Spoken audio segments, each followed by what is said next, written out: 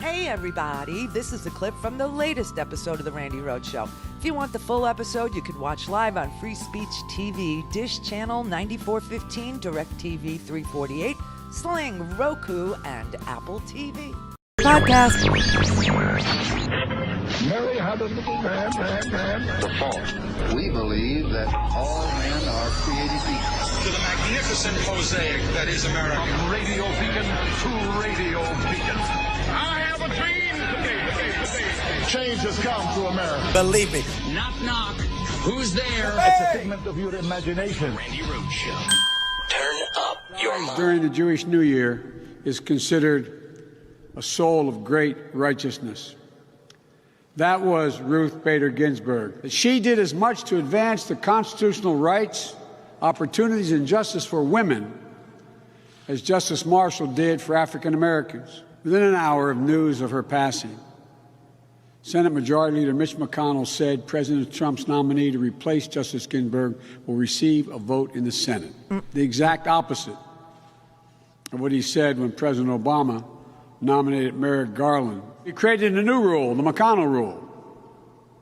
Absolutely no hearing, no vote for a nominee in an election year. They cannot, just 4 years later, change course when it doesn't serve their ends. I'm speaking to those Republicans out there, Senate Republicans, who know deep down what is right for the country and consistent with the Constitution. In the middle of the worst global health crisis in living memory, Donald Trump is before the Supreme Court trying to strip health care, strip away the peace of mind of more than 100 million Americans with pre-existing conditions. The complications of COVID-19, like lung scarring and heart damage, could become the next deniable pre-existing condition. To jam this nomination through the Senate is just an exercise in raw political power. The Senate should not act until after the American people select their next president. Action and reaction, anger and more anger, sorrow and frustration at the way things are in this country now politically. That's the cycle that Republican senators will continue to perpetuate if they go down this dangerous path. So I appeal to those few Senate Republicans, the handful who really will decide what happens. Please follow your conscience. The problem is, Joe, they don't have one. The problem is you cannot shame them into doing what's right for the country.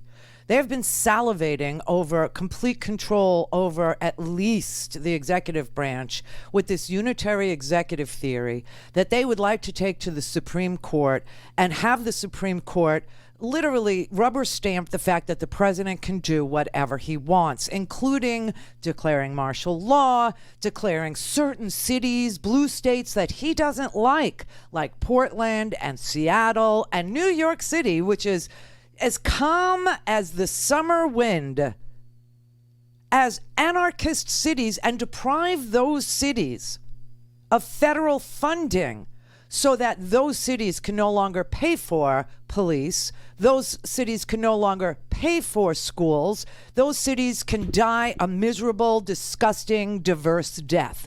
He doesn't like the diversity in these cities, and he'll do anything he can to destroy them, and his henchman, Bill Barr, is on board to actually say New York City, who did a fabulous job in beating back COVID. They have a less than 1% positivity rate now because they did the hard thing that nobody wanted to do. The pro-life people would not do. Protect each other. Save each other's lives. Wouldn't do it. And now he wants to say those cities are guilty of sedition, crimes against the country, and deprive them of their federal funding, while the president goes about his business of taking CARES Act money that was appropriated last March by a bipartisan House and Senate vote, oh yes, bipartisan, and redirect $1 billion of it to defense contractors, and that is a direct violation of the president not being able to violate Congress's intent for money Okay? The president can't spend a nickel. But Donald Trump does. He does it all the time. This is why the Supreme Court is the ideal place for them to control everything that happens in your life. Whether or not your city gets federal funding, whether or not your schools get federal funding, whether or not health care continues to be a thing in this country in the middle of a pandemic. Remember, on November 10th, Donald Trump and 14 states, all red ones, are in front of the Supreme Court making their oral arguments to get rid of the Affordable Care Act, all of it, which has the protections for pre-existing conditions in it. And if that happens by the beginning of 2021, people who have pre-existing conditions, people who have had COVID, which is a pre-existing condition, will go back to the bad old days when pregnancy is a pre-existing condition. But you love life, right? You love that. It's so bizarre. They don't care about human life. They care about corporations. They care about business. They care about the Dow. They care about those 30 industrial companies. They care about the S&P. They care about 500 companies. And that is the total care that they have for anything that goes on in this country.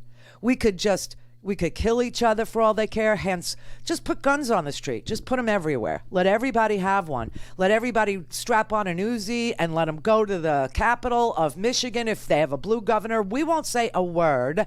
And they could all be strapped with semi-automatics and they can threaten to kill her.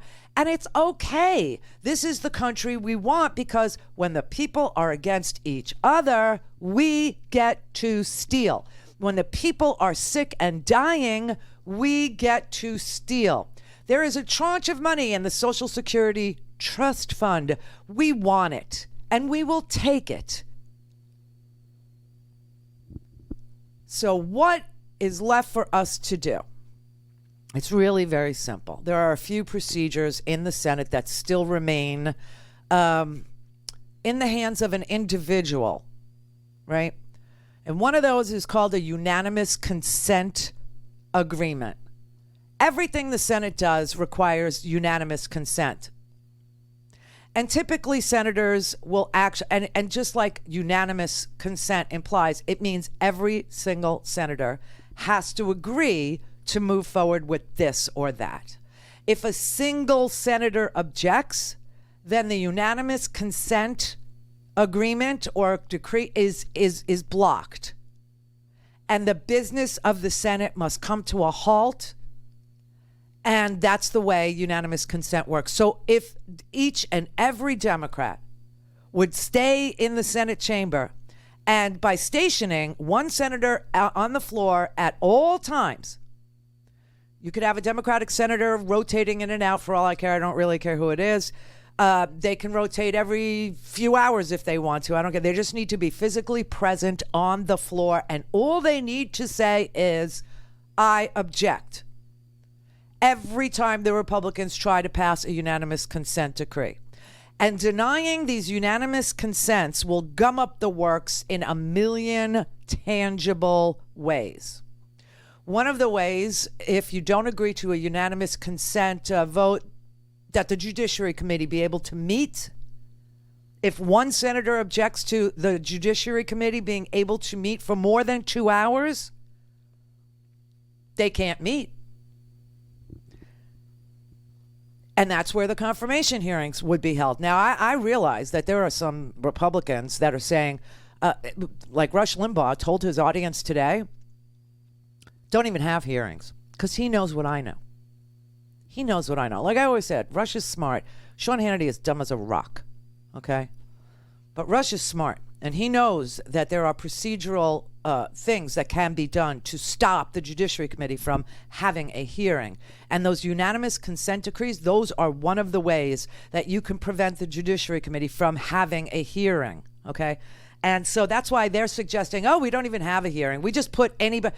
And you know what that does to the legitimacy of the court? It's gone. It's gone. And it's teetering Why is it teetering? Because we have 2 sexual assaulters on the court right now. We have Clarence Thomas, the old one, and we have the young one, Kavanaugh, who, both of them were accused of sexual assault and inappropriate behavior and, watching porn movies or exposing somebody to, pubic hairs.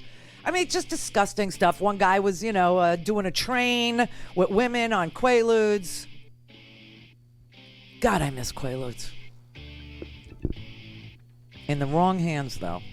Kavanaugh, right? But that's how we can stop the hearings, okay? What would that do? It would show the American people how abnormal trying to hold a Supreme Court hearing is less than 40 days before an election, and that's what it will be. There's a couple of other procedures we should go through, okay? Just a couple, because we're down to the toolbox. And you need to know what's in your toolbox. And you need to know if you have the tool for the job. And you do.